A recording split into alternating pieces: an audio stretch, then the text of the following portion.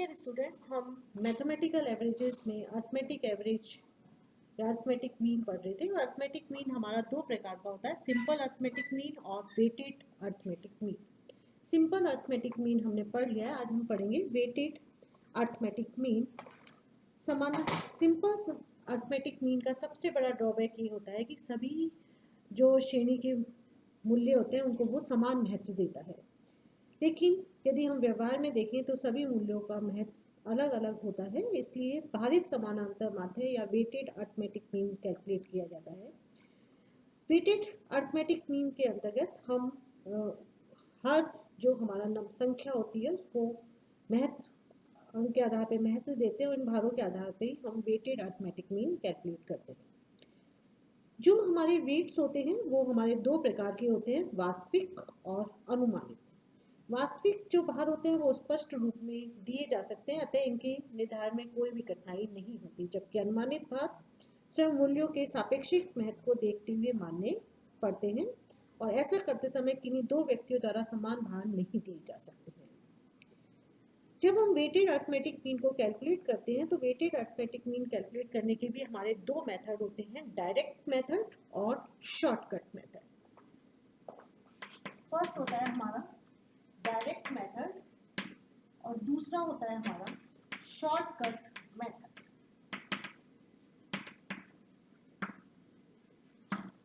Direct method के अंतर्गत हमको जो वेट्स दिए जाते हैं उसको हम अपने नंबर से जो श्रेणी के मूल्य होते हैं उसको मल्टीप्लाई कर देते हैं और मल्टीप्लाई करने के बाद उसका जो टोटल वेट्स होते हैं उसको डिवाइड कर देंगे तो हमारे पास आ जाएगा वेटेड अर्थमेटिक मीन। यदि हमें इसका फॉर्मूला लिखना पड़े तो डायरेक्ट मेथड के अंतर्गत हमारा फॉर्मूला होता है अर्थमेटिक मीन।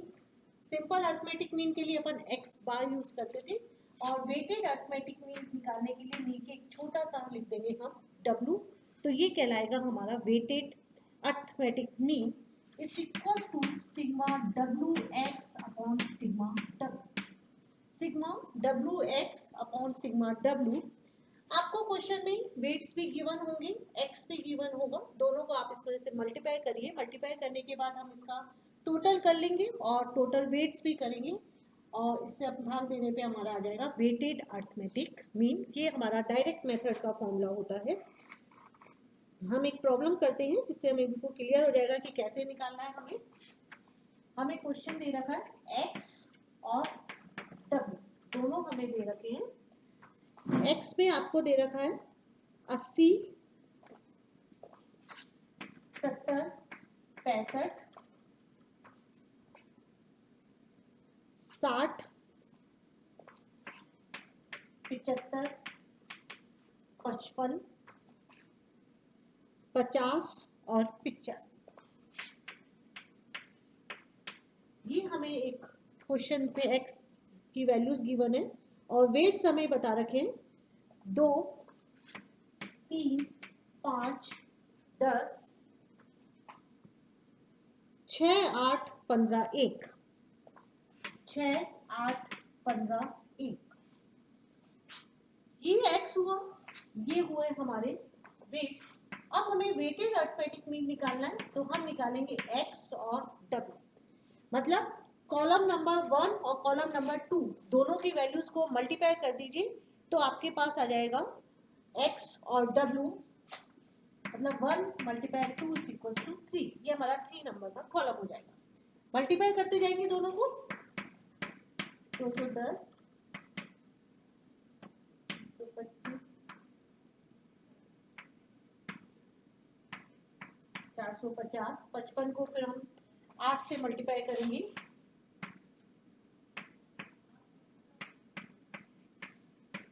अब हम इनका टोटल लगा लेंगे। टोटल W का भी एक टोटल लगाना पड़ेगा आपको।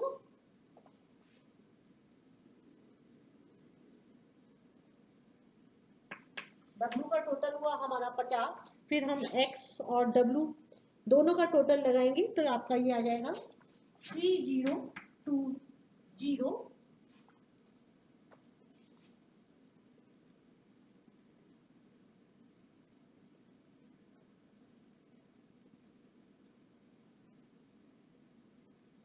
3020। फॉर्मूले में वैल्यूज रख देंगे। सिग्मा एक्स डब्ल्यू एक्स है हमारा 3020 और सिग्मा डब्ल्यू है मेरा 50 is equals to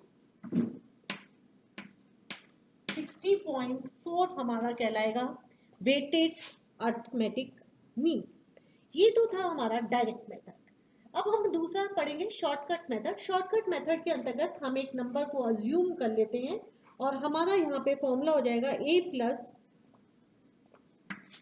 x bar W is equal to a plus sigma W D X upon sigma W.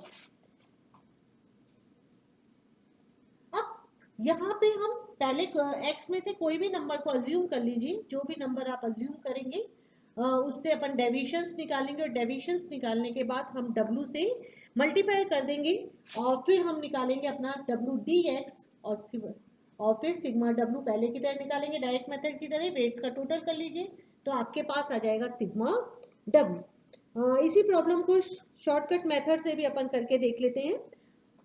Same answer आएगा। आप कोई भी मेथड यूज करिए। x minus a is equals to d x. x minus a is equals to d x. आप series का भी number ले सकते हैं या सीरीज के बाहर का भी नंबर ले सकते हैं। ये जैसे हमने पहले पढ़ा था उसी की तरह से पढ़ेगा कि जैसे हम अपना सिंपल अरिथमेटिक मीन करते थे तो उसमें जैसे हम डेविएशंस लेते थे वैसे ही यहाँ पे लेना है। यदि हम इसको देखें वेट्स को तो आप ऐसे करिए कि डिस्क्रीट सीरीज में जैसे हमें फ्रीक्वेंसी दे रखी होती थी, यहाँ पे फ्रीक्वेंसी की जगह हम ये मान के चलेंगे कि हमें यहाँ पर वेट्स दे रखे हैं। आपने यहाँ पे जैसे मैंने नंबर अज्यूम किया a बराबर 60, 80 माइनस 60 20, 70 में से 60 गया 10, 5 0, 75 में से 60 गया तो 15 प्लस माइनस के 5। जब भी हम डेविएशंस ले तो हमेशा प्लस माइनस साइन का हमें ध्यान रखना चाहिए क्योंकि यदि एक भी साइन गलत हो गया तो हमारा आंसर गलत हो जाता है। माइनस का 10 और 85 में से 60 गया तो हमारा 25। ये हमारे डेविएशंस हो चुके हैं। अब हम निकालेंगे डब्ल्यू डी एक्स। पहले हम निकालते थे एफ डी एक्स, यहाँ पे हम निकाल लेंगे W D x. W D x निकालने के लिए जो भी आपने डी एक्स निकाला उसको डब्ल्यू से मल्टीप्लाई कर दीजिए तो 40 30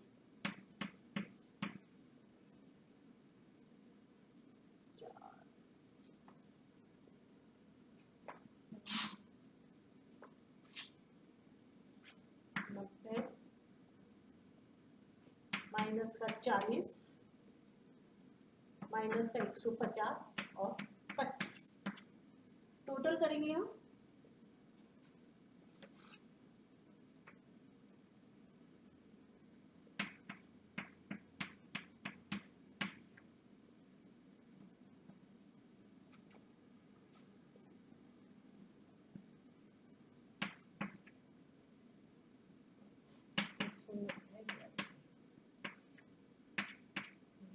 हमारा प्लस का बच रहा है तो हम फॉर्मूले में वैल्यूज रख देंगे।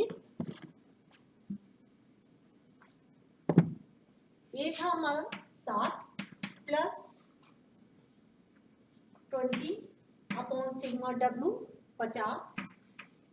पहले हम इसको सॉल्व करेंगे। 60 प्लस 0.4 और आपका आंसर हो गया 60.4। जब हमने डायरेक्ट मेथड से इस प्रॉब्लम को सॉल्व किया था तब भी हमारे आया था 60.4 और यदि हमने शॉर्टकट मेथड को करा तो भी हमारा आया 60.4।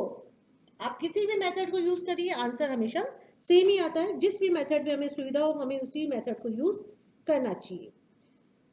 जो हमारा वेटेड अरिथमेटिक मीन होता है वो जनरली जो यूज में किया जाता है वो इंडेक्स नंबर की रचना करने में या हमें 2 या अधिक विश्वविद्यालयों के परिणामों की यदि तुलना करनी होती है और विद्यार्थियों की संख्या में बहुत अधिक अंतर हो तब हम इसको यूज करते हैं, या फिर हम प्रमाणित जन्म या मृत्यु दर की गणना करने में भी हम वेटेड अरिथमेटिक मीन को यूज किया जाता है।